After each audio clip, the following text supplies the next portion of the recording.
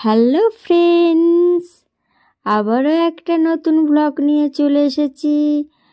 তো শিব পার্বতীর চ্যানেলে অনেক অনেক স্বাগত বন্ধুদের।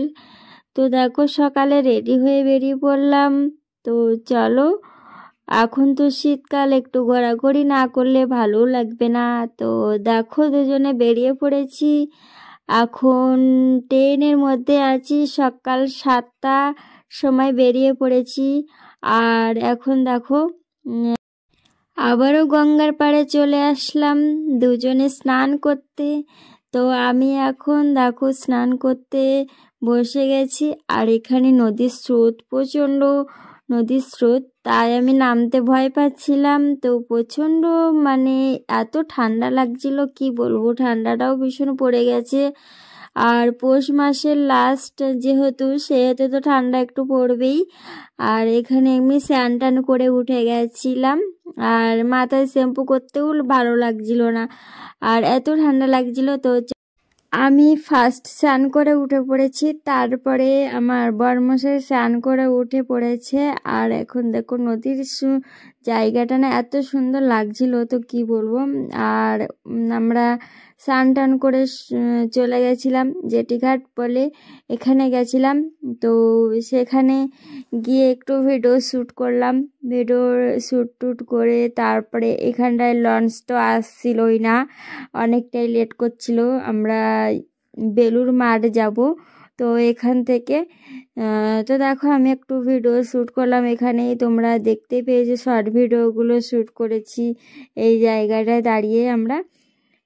তো যাই হোক বন্ধুরা, খুবই ভালো লাগছিল জায়গাটা। আর এখন একটু খিদেও পাচ্ছিল খুব। তো দেখো, আর স্নান করে উঠেছি, সকালে কিছু খাওয়া দাওয়া হয়নি, তো সেই জন্যই আর কি খিদে পেয়ে গেছে। আর এখানে দেখো গরম গরম ঘুগনি আর ডিম টোস্ট ও খেয়ে নিলাম। তো আর সত্যি কথা বলতে, যেটা ঘুগনিটা এত দারুণ হয়েছিল, মনে হচ্ছিল আরেকবার একটু নিই। তারপরে ভাবলাম না থাকুক, একটাই খেয়েছি যতক্ষণ, আর খাওয়ার দরকার নেই, ভালোই লাগছিল খেতে। আর এখানে দেখো ওই লঞ্চটা আসছে, ওই লঞ্চে তো আমরা যাবই না। তো যাই হোক, ওখানে একটু দাঁড়িয়ে শুটিং করলাম এই লঞ্চটায়। আর একটু পরে আর একটা লঞ্চও আসবে, এই যে এটা আসছে, এটাই আমরা এখন বেলুর মাঠ যাব। তো দেখো আমরা রেডি হয়ে গেছি ওঠার জন্য। তো বন্ধুরা, আমি এটা ভাবতেই পারিনি যে এতটা ফাঁকা থাকবে লঞ্চটা। তো যাই হোক, দেখো মানে এর আগে একটা লঞ্চে ছিল, সেটা পুরো ভর্তি ছিল। আর আমি যে এই লঞ্চটায় গেলাম, এটা একদম পুরো ফাঁকা ছিল। আর আমি তো সামনে বসে পড়লে জায়গাটায় দেখবো বলে খুব সুন্দর এটা লাগছিল, তাই জন্য আমি ছুটে ছুটে যাচ্ছিলাম তো সামনে বসার জন্য। তো যাই হোক, সব সব চেয়ারগুলোই ফাঁকা ছিল। তো এতটা ফাঁকা সেটা আমি বুঝতে পারিনি যে এতটা ফাঁকা হবে। তো যাই হোক, বছরের লাস্ট দিন যেহেতু, তো খুবই ভালো লাগছিল, একটু ঘোরাঘুরি করছিলাম, একটু বাইরের হাওয়াও খাচ্ছিলাম। তো যাই হোক, দেখো পুরো ফাঁকা। আর এখন লঞ্চটা ছেড়ে দিয়েছে, আর আমি এর ভিতরে অনেক শুটিং করেছি। এরকম মনোরম পরিবেশে আমরা তো বাড়িতে কোনো সময় গল্প করতে পারি না ভালো করে, তো সেই জন্য একটু দেখো মনোরম পরিবেশে গল্প করছি। আর গল্প করতে করতে এসে গেছে, দেখতে পাচ্ছ বেলুর মাঠ। তো মন্দিরটা দেখতে পাওয়া যাচ্ছে। আর এখন তো আমরা লঞ্চ থেকে নেমেই পড়েছি। আর এখন দেখো মানে খুব জায়গাটা খুব সুন্দর লাগছিল, দেখতে দেখতে যাচ্ছিলাম। বেলুর মাঠের ওই যে মন্দিরটা, সেটাই দেখা যাচ্ছে চূড়াটা। আর এখানে দেখতে পাচ্ছি অনেকগুলো সিনারি, এগুলো আটকানো রয়েছে এখানে। হ্যালো ফ্রেন্ডস, তো দেখো বেলুর মাঠেতে চলে আসলাম। তো আসার পরে এখনো পর্যন্ত গেট খোলেনি, তো দুপুর হয়ে গেছে। তো সবাই একটু ঘোরাঘুরি করছে, খাওয়া দাওয়া করছে, গেট খোলেনি যেহেতু। তো আমাদের খিদেও পেয়ে গেছিলো, তো এখানে একটু পাপড়ি চাট খেয়ে নিলাম। বরমশাই বললো চলো কিছু খেয়ে আসি, পাপড়ি চাট খেয়ে নিলাম। তো চলো বেলুর মাঠে ঢুকে পড়েছি। প্রায় 3 ঘন্টা মতন আমরা বসেই ছিলাম, তো কিছু করার ছিল না, আমরা ওপার থেকে আসতে গিয়ে আমরা লেট হয়ে গেছে। তো যাই হোক, এখানটায় কটা শুটিং করে নিয়েছিলাম। আর এখানে তো সবাই বসে পড়েছে, তো জায়গাটায় খুবই ভালো, মানে নদীর ধারে কিছুক্ষণ বিশ্রাম নিতে হয়, তো সেই জন্য ওখানে ছিল। আর আমাদের তো টাইম ছিল না, আমরা একটু মানে ফটোশ্যুট করছিলাম। আর এখানে দেখো ফুল গাছগুলো খুবই দারুণ, বাগান আর দেখার মতন ছিল, খুবই সুন্দর। আমি এর আগে একবারই গেছিলাম। তো যাই হোক, সবসময় তো বেরোনো হয় না, তো মানে এই নিয়ে আমি 2 বছর বাদেই মনে গেলাম।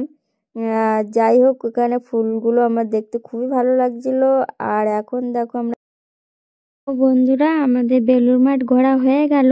তো এখন আমি লঞ্চেতে উঠেছি, আর আমি ভাবতে পারিনি যে এত ভিড় হয়ে যাবে, একটু বসার জায়গা পেলাম না। আর এখন আমরা দক্ষিণেশ্বরে যাব। তো দক্ষিণেশ্বর এসে গেছে। আর দেখতে পাচ্ছি দুঃখের বিষয় আমার যেটা, আমি দক্ষিণেশ্বরে গেলাম কিন্তু আমি মা কালীর মুখটা একটু দেখতেই পেলাম না। যাই হোক, আমাদের অনেকটা লেট হয়ে গেছিলো ওই পারেই। তো এখান থেকে আমরা মেট্রো ধরে এখন আমরা ডাক্তারের কাছে যেতে হবে। তো সেই জন্যই আর কি তাড়াতাড়ি আসতে হলো। আর এখানে আমার ডাক্তার দেখানো হয়ে গেছে। তো বন্ধুরা, আমার ডাক্তার দেখানো আস্তে আস্তে দেখি না আমি সাদা বেগুন পেলাম। তো আমি বেগুন না কোনোদিন দেখিনি, তাই দুটো কিনে নিয়ে চলে আসলাম। আর একসাথে অনেকগুলো কাজ করতে গেলে অনেক লেট হয়ে গেল। তো যাই হোক, ঘোরাটা ভালোই হলো। এখন রাত 10টা বেজে গেছে। তো দেখো আমরা সকাল থেকে কি কি করলাম তোমরা তো দেখতে পেলে, যে আমরা ভোরবেলা উঠেছিলাম, মানে ওই 7টার দিকে উঠেছিলাম। আর এখন দেখো চলে এসেছি বাড়িতে 10টা বাজে। আর এই দেখো বিরিয়ানি খাওয়াবে আজকে বছরের লাস্ট আর ফার্স্ট। তো দেখো খুবই আজকের ভালো লাগলো। আর এখন চলো এইগুলো খাওয়া দাওয়া করে নিয়ে তারপরে আমরা আর একটা প্রোগ্রাম আছে সেখানেই যাব। তো চলো দেখতে থাকো। 5 জানুয়ারি করতে যাবো।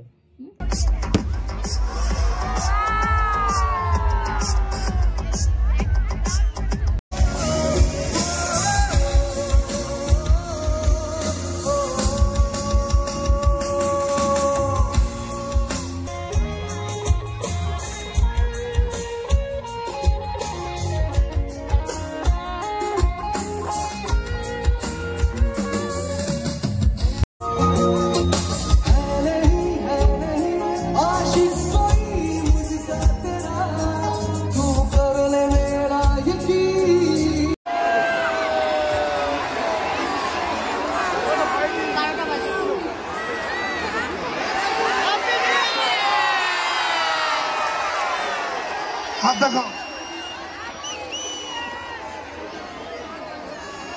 সবাই কেমন আছো? So very happy new year to all of you. একবার সবার তরফ থেকে একবার শুনি very happy new year সবাই মিলে। Happy new year. আর একটু জোরে হতে পারে? Happy new year. 1 2 3 happy new year. আমি আছি, আমরা একসাথে নাচানাচি করবো সকলে মিলে। এই নিউ ইয়ার 2025 কে আমরা সকলে ওয়েলকাম করবো, নাচানাচি করবে।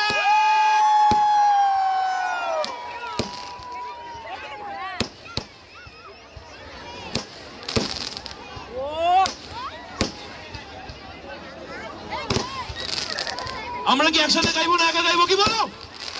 হবে একসাথে? সবাইকে একসঙ্গে গাইতে হবে আমাদের সঙ্গে। রেডি সবাই?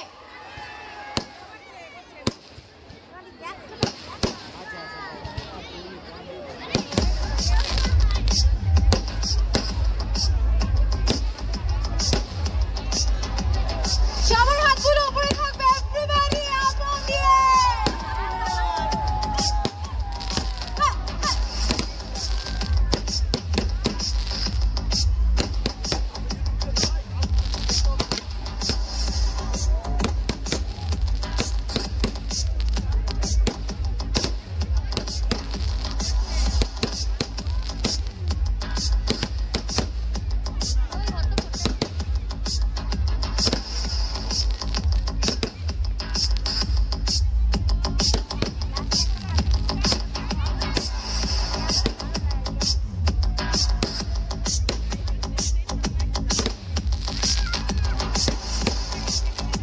সবাই কি আমরা একটু ফ্ল্যাশ লাইটটা জ্বালাতে পারি?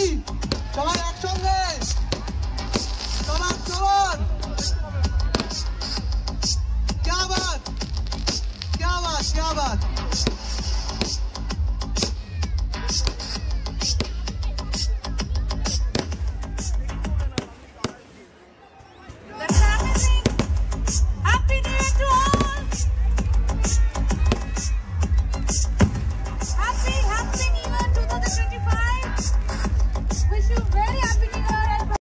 হ্যালো ফ্রেন্ডস, তো দেখো ফাংশনে গেছিলাম, পুরো প্যাক করে, দেখতে পাচ্ছ প্যাকিং করে গেছি, প্রচণ্ড ঠান্ডা।